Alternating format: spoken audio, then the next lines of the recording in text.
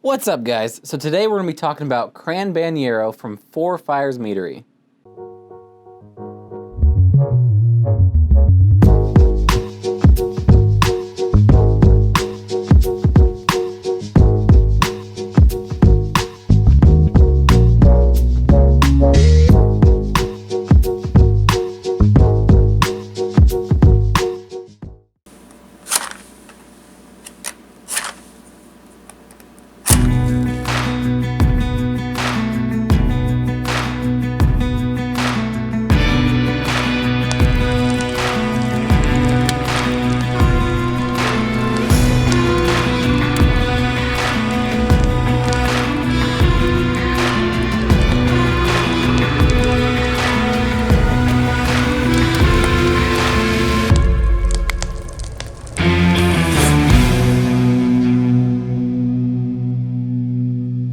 If this is your first time to the channel, we talk about craft alcohol. I like to focus on my hometown region of Northeast Indiana, but everything goes: beer, whiskey, wine, mead, cider, and everything under the sun, we talk about it.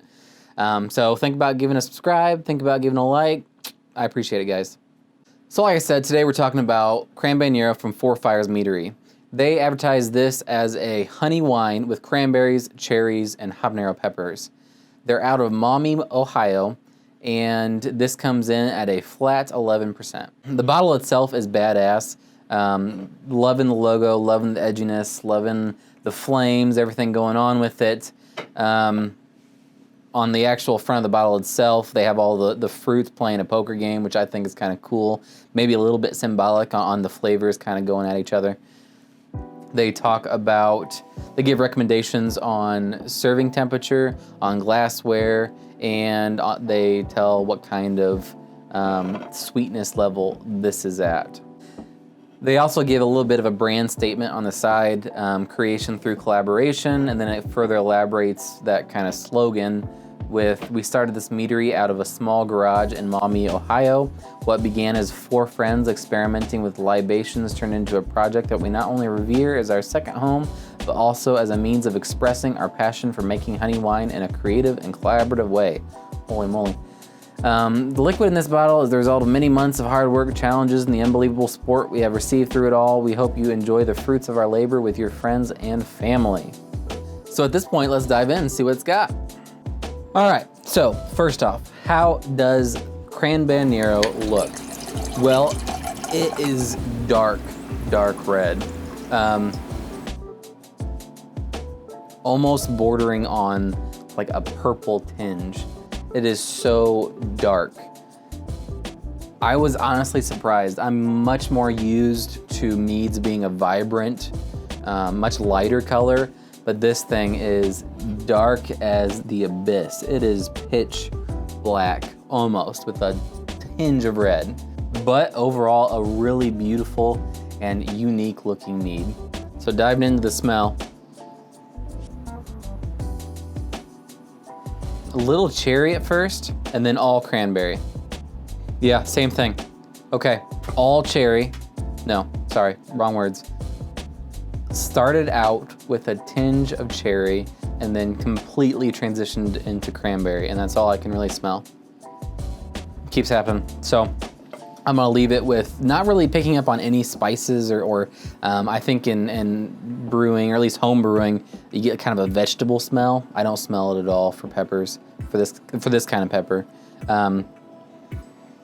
Yep, cherry, all cranberry, not even much honey. I mean, just a sweet character, but that's about it. All right, let's dive into the main event.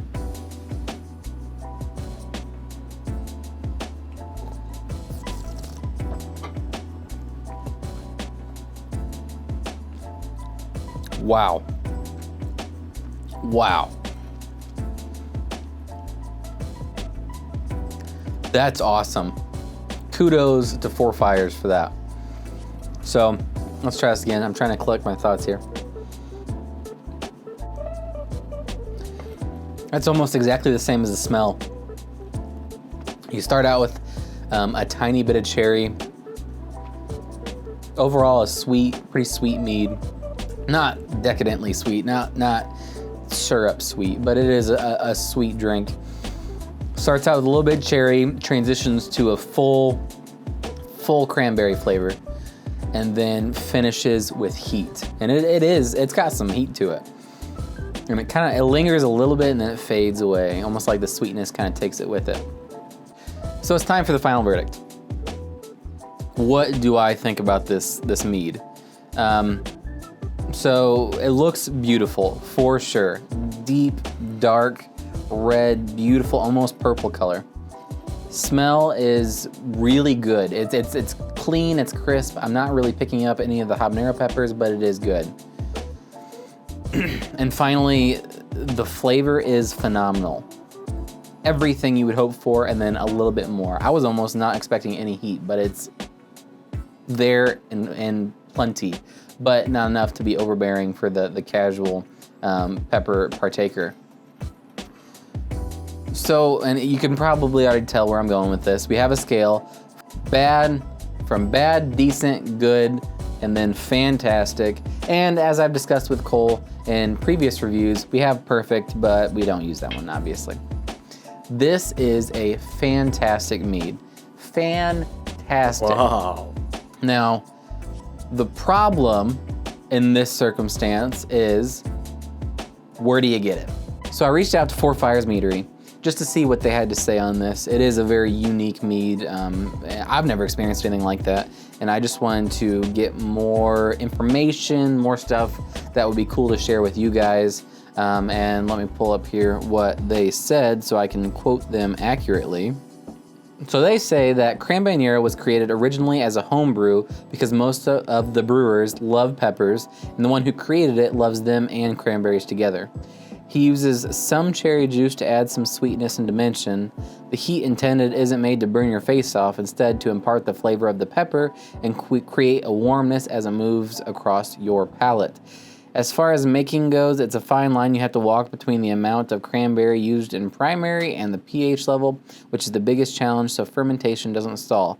This was and is one of our favorite meads we've created and is a nostalgic nod to our early mead making years. And it will, and here's the fun part here, and it will soon be making a return for batch number 2.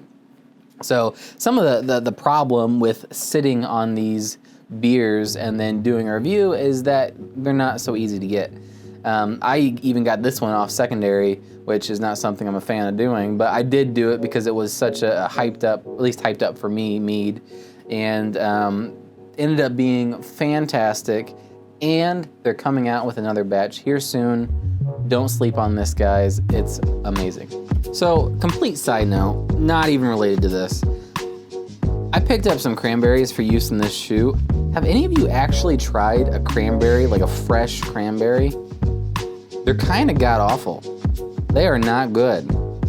Super, no, I was gonna do one on camera, but it's gross thinking about it, so sorry.